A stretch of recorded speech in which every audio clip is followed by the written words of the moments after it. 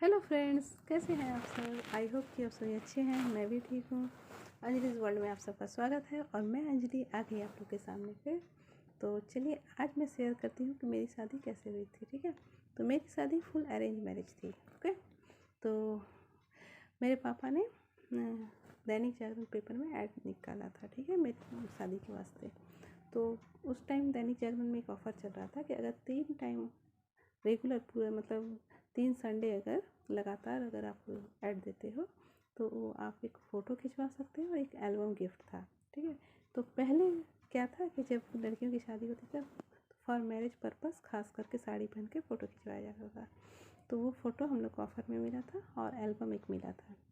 तो 3 टाइम, 1 तारीख संडे था, 2003 की बात बता रही हूँ, नवंबर में 8 तारीख संडे था और 15 तारीख संडे था। तो ये तीनों दिन मेरा ऐड निकला था।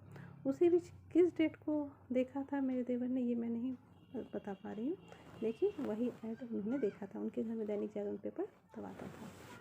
तो अभी भी हम लोग दैनिक जागरण पेपर ही लेते हैं। तो जो भी, तो उन्होंने अपनी दीदी से बात की, तो उनकी दीदी अपने हस्बैंड मतलब जीजा जी से बात की। तो जीजा जी ने एक इनलैंड लेटर होता था उस टाइम, तो इनलैंड लेटर में लिखा था, लेकिन ये जिक्र नहीं था कि ग्रूम के साथ क्या रिलेशन है। उन्होंने सिर्फ लिखा था कि ऐसा ऐसा लड़का है, अगर आप लोग कांटेक्ट करना चाहते हैं तो कांटेक्ट कर सकते हैं। कांटेक्ट नंबर भी था। तो पापा को उतना मतलब खास कुछ अच्छा नहीं लगा, तो पापा ने उस लेटर को ऐसे ही रख दिया था, कोई जवाब नहीं दिया था। उसके बाद वाराणसी में एक और जगह उनको आना था, तो विशेश्वरगंज है वो आपका, जहाँ काल भैरव मंदिर है ना, वहीं पर। तो वो लोग लड़का ये चाय पत्ती का ही था, क्या होलसेल बिजनेस था, सिलीगुड़ी से मंगवाता था। तो पापा देखने गए तो पापा को तो अच्छा लगा, बट एक उसमें क्या प्रॉब्लम आ गई कि वो लोग मतलब वेजिटेरियन थे और मुझे उस टाइम चिकन बहुत पसंद था। मैं चिकन के बिना रह नहीं सकती थी, ऐसा हालत था मेरा। तो पापा ने सोचा कि नहीं, ऐसा नहीं हो सकता है, मैं यहाँ नहीं कर सकता। तो फिर उनको याद आ गया कि चलो एक और तो वाराणसी में जो जहाँ मेरी शादी हुई है तो वहाँ भी देख आते। जब वाराणसी में आया हूँ तो फिर पापा को कॉन्टेक्ट नंबर तो पापा के पास था, तो उन्होंने फ़ोन किया तो ये लोग बोले कि ठीक है आइए। तो पापा गए, तो फिर देखें तो सब कुछ देखें। तो थोड़ा सा विलेज एरिया पड़ता है जहाँ मेरी शादी हुई थी। ये तो मेरा सरकारी क्वार्टर है, मैं अपने घर के बारे में बताऊँगी, मकान के बारे में। ठीक है, तो एक विलेज अभी हालांकि वो इसमें नगर निगम में आ गया है, लेकिन उस टाइम विलेज था। तो विलेज एरिया में था, तो वहाँ ना मतलब थोड़ा सा झोपड़ी जैसा अगल बगल में बना हुआ था। इन लोग का मकान सही था, तो पापा को उतना पसंद नहीं था, सच बात है। तो पापा को उस लोकेलिटी पसंद नहीं आया। तो पापा जाकर मम्मी से बोले कि ऐसे तो सब कुछ ठीक है, क्योंकि ये लोग तो हमेशा मतलब कॉलोनी में रहने वाले थे। पहले भी मेरे ससुर जी भी जॉब करते थे रेलवे में, तो ऐसे तो सब कुछ सही है। और मेरी ननद का भी मकान ना मतलब कितना बताएं, मतलब जैसे कि एक गली है, उसमें फ्रंट में हम लोग का जो गेट है और उनका 2-3 मकान छोड़कर बैक में वो मतलब गेट खुलता है। तो इतना नज़दीक था। तो फिर मम्मी सब कुछ विचार की कि चलिए क्या हुआ, मतलब वो लोग तो उन लोग की परवरिश तो अच्छी जगह हुई है और फिर सामने दीदी भी हैं, तो कोऑपरेट भी हो जाएगा, बातचीत भी हो जाएगी और घर में सब तो फिर लोकेलिटी से उतना कोई प्रभाव नहीं पड़ता है। और एक बात और थी, पापा को मतलब पसंद उतना नहीं होने का कि उनको मन था ना कि दोनों दीदी जब जॉब वाले लड़के से शादी हुई तो मेरी भी गवर्नमेंट जॉब वाले लड़के से शादी हो। तो ये लोग हालांकि मतलब गवर्नमेंट जॉब होने की उम्मीद थी, लेकिन तब नहीं था। तब इनका दुकान था पीसीओ का, फ़ोन का बूथ होता था ना पहले, तो पीसीओ का। और मेरे फादर इन लोग पूरे बेड में थे। तो हालांकि पापा को उतना मन नहीं था, सच में सच जो बात है। लेकिन पापा की तबीयत इतनी ख़राब रहती थी उस टाइम, रिटायरमेंट भी हो गई थी। तो भैया जब लेके आए थे, बड़े वाले भैया के साथ आए थे, तो यहाँ भी उनकी तबीयत बहुत ख़राब हो गई थी। पेट वगैरह, पेट की समस्या थी बहुत, पेट ख़राब हो गया था। तो इलेक्ट्रॉल मतलब पिलाकर वो ट्रेन में ले जाए थे। बड़े भैया बोल रहे थे, उनको डर भी लगा था कि यहाँ हॉस्पिटल अगर में एडमिट करना पड़े तो कैसे करें, मतलब बहुत ज़्यादा बीमार हो। बाहर का खाना उनको थोड़ा सा भी सूट नहीं करता था, और जब बाहर आएंगे तो होटल में ही खाना खाएंगे। तो इस तरह से वो बहुत मतलब बीमार रहते थे।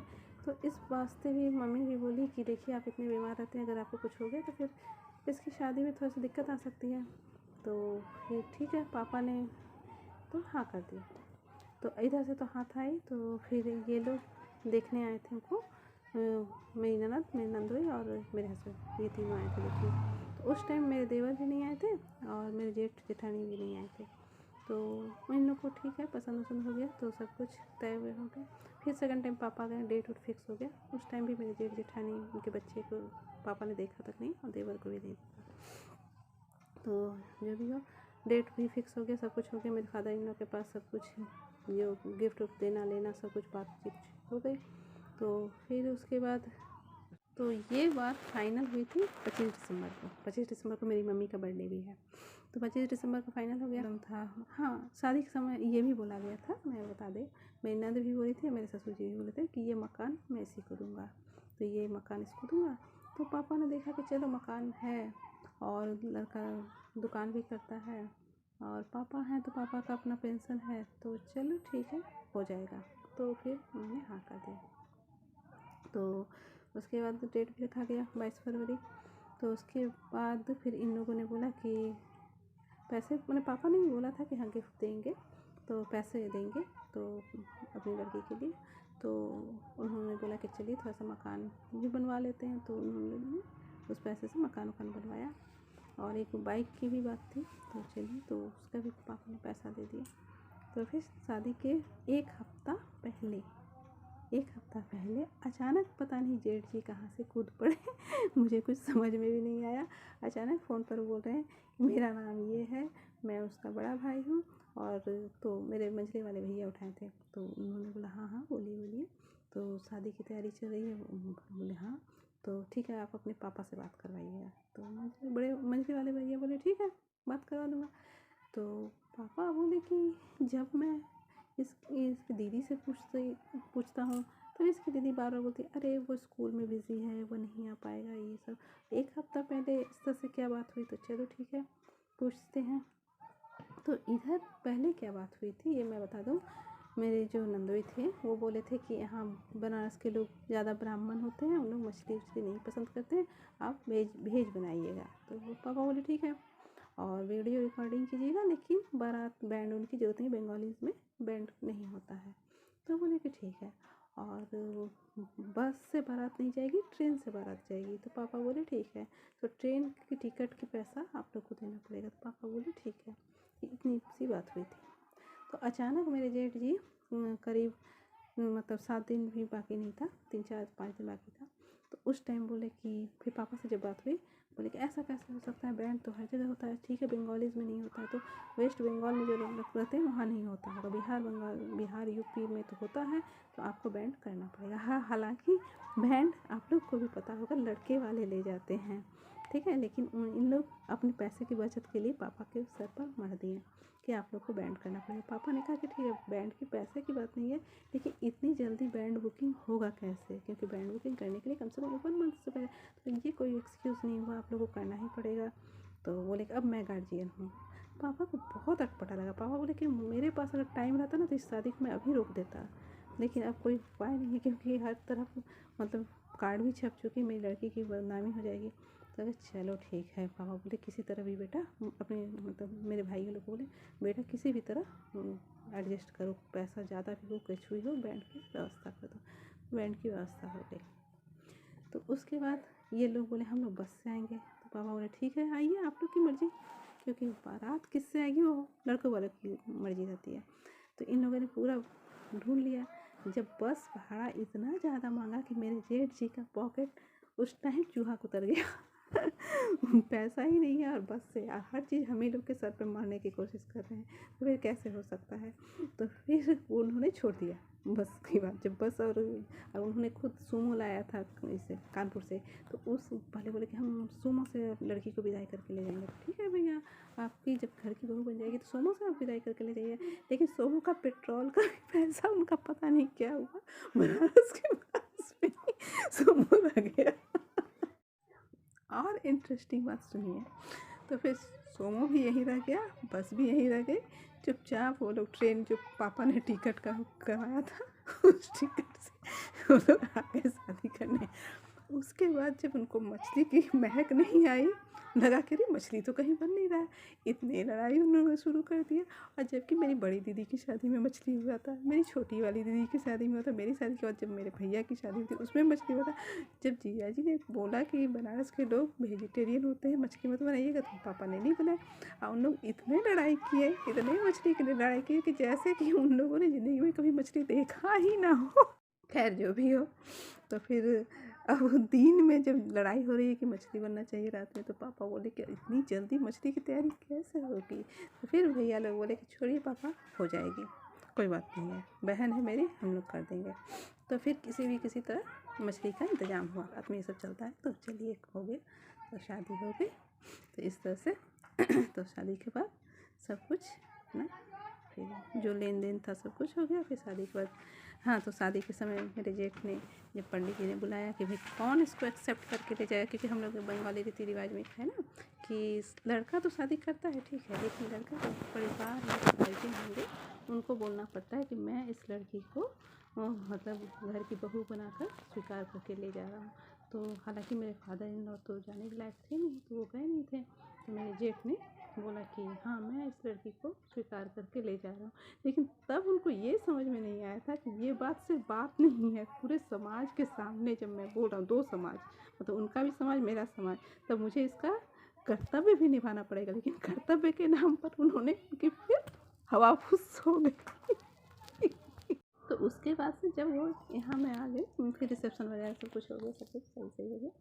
उसके बाद से जब उन्होंने कानपुर का रास्ता पकड़ा, उसके बाद से एक बार भी पलट कर ये नहीं देखा कि मैंने किसी लड़की को ये वचन देकर लाया हूँ कि इस घर की बहू बनाकर अपनी जिम्मेदारी का ला रहा हूँ। उन्होंने एक बार भी मुझसे नहीं पूछा कि तुम्हारी आर्थिक स्थिति क्या है, तुम्हारी सामाजिक स्थिति क्या है, तुम्हारी मतलब शारीरिक स्थिति क्या है, तुम्हें कोई प्रॉब्लम है, कुछ भी नहीं उन्होंने बोला। ओके। तो फिर उसके बाद हम लोग को थोड़ी सी प्रॉब्लम हो गई थी, कुछ मतलब प्रॉब्लम इन द सेंस ना कि मुझे थोड़ी सी तबीयत भी खराब हो गई थी, क्योंकि गांव का एरिया था ना, तो वहाँ का कुआं का पानी था, तो ये सब मुझे ज़्यादा प्रॉब्लम हो गया था। तो मुझे थोड़ा सा यूरिन प्रॉब्लम हो गया था, यूरिन में इन्फेक्शन हो गया था। तो फिर मैं पापा के पास आई, तो वहाँ इलाज उलाज करवाया, तो इंजेक्शन वगैरह चला, फिर मैं आ गई पटना। तो जेठ जी को ये बात पता चली, तो ये बात पता चली कि उसको यूरिन में प्रॉब्लम हो गया, अपने पापा के पास। लेकिन उन्होंने कभी ये नहीं बोला कि भाई यही ट्रीटमेंट हो जाता, मैं करवाता, ये नहीं, कैसे हो गया, क्यों हो गया, ये सवाल उन्होंने पूछा। पहले ही से था क्या, ये सवाल, मतलब अब मैं क्या बोलूँ, मैं सोच के गई थी कि मेरे ये बड़े भैया की तरह ये मेरे सर पर हाथ रख कर सब कुछ मेरे संभालेंगे। उनके उल्टे उन्होंने बोला पता नहीं कैसी लड़की है, ये है वो है, मतलब जो भी हो, तो जो सही बात है। तो उसके बोलते थे कि अरे हमको घर बनाना है, ये बनाना, कभी फिर आया नहीं। उन्होंने, जेठानी ने भी झाँका नहीं। जब अंकुश का जन्म, मतलब डॉक्टर ने बताया कि अंकुश का जन्म होने वाला है, तो फिर उन्होंने उसके बाद मतलब फ़ोन करना तक छोड़ दिया। जिस दिन डॉक्टर ने बोला उसी दिन हम लोगों ने उनको इन्फॉर्म किया था। तो उस हिसाब से भी अगर वो लोग हिसाब करते तो 7 मंथ उन लोग को हिसाब आ जाता कि 7 मंथ कब होता है। और इस बीच मैंने इतना बार पटना आई, इतना बार वहाँ से पटना से आई, क्योंकि उस टाइम इतनी मतलब प्रॉब्लम आ गई थी, क्योंकि मेरे ससुर जी पेट पर तो थे ही, इतने ज़्यादा उनकी तबीयत ख़राब होती जा रही थी कि उनको हमेशा हॉस्पिटल डॉक्टर। तो इस बीच मेरा वहाँ रहना पॉसिबल नहीं था, क्योंकि आर्थिक और शारीरिक दोनों प्रॉब्लम था, कोई देखने वाला भी नहीं था। मेरी ननद भी उस टाइम मुझे कोऑपरेट नहीं कर रही थी।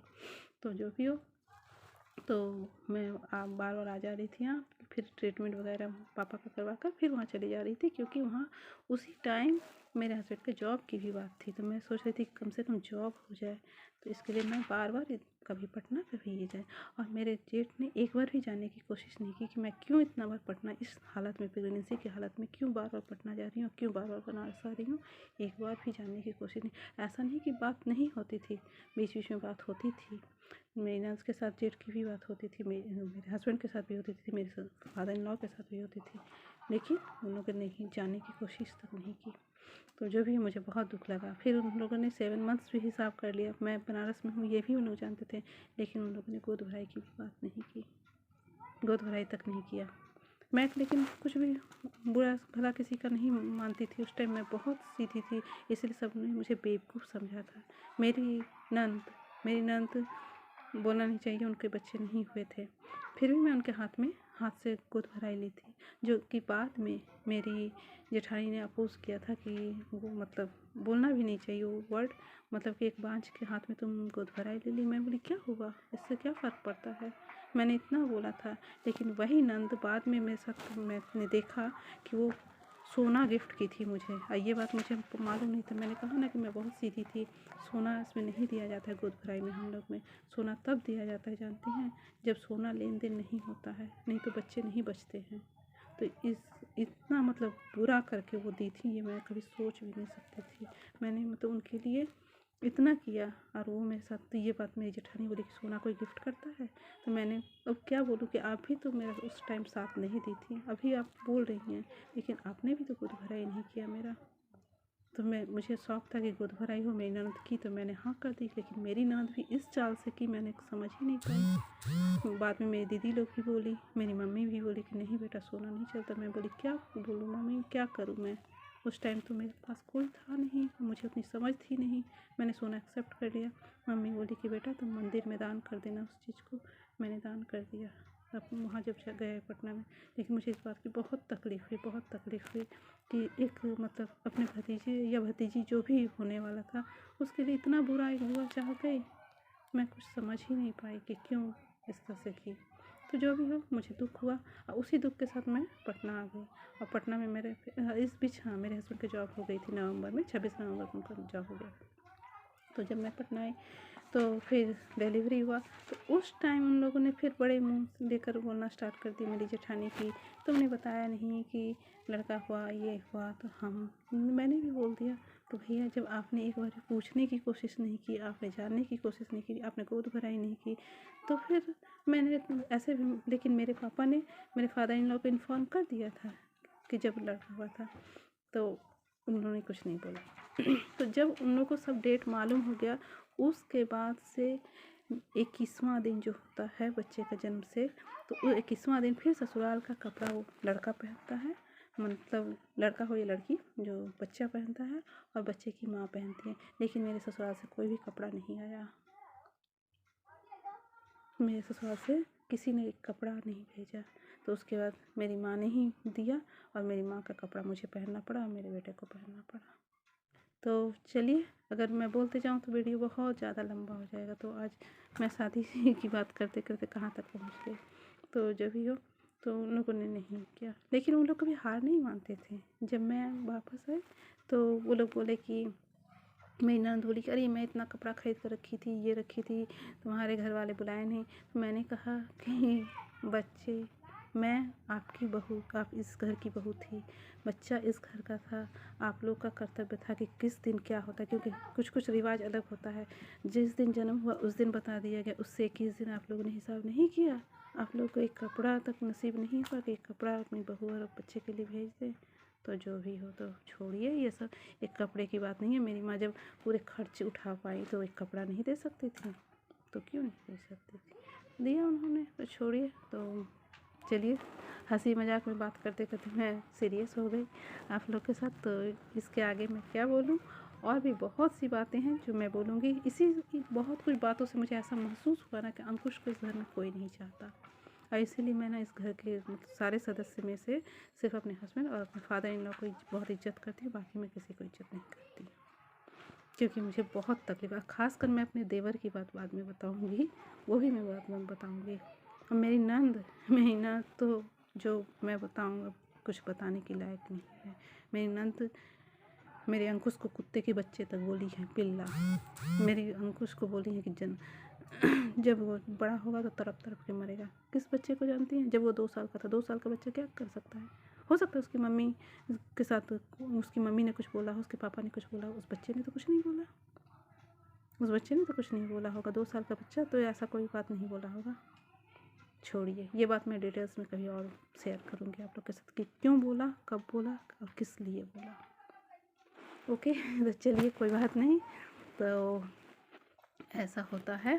तो मेरे साथ भी हुआ, कोई खास बात नहीं। मैं सब कुछ भूल भी चुकी हूँ, क्योंकि मेरे हस्बैंड मुझे इतने अच्छे मिले हैं कि मैं ये सब भूल चुकी हूँ। क्योंकि मेरे हस्बैंड मेरे लिए बहुत लॉयल है।